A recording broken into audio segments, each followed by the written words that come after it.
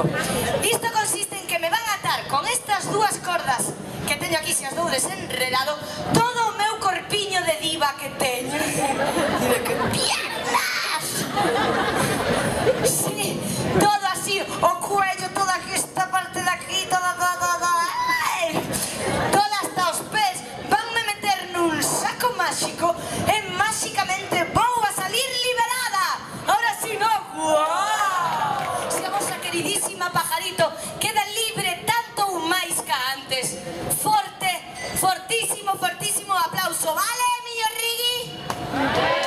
Aí estamos. Vale, Villano de Cerveira? Aí estamos. E se non sale, por Dios, abuelo, lévame pa casa. Sí, vale. Entonces ahora estaredes dicindo, claro, ela mentres bli bla bla bla bla está facendo cousas dentro do saco xa, verdad? Que o pensachedes abaixo o saco, chicos, atento Martín.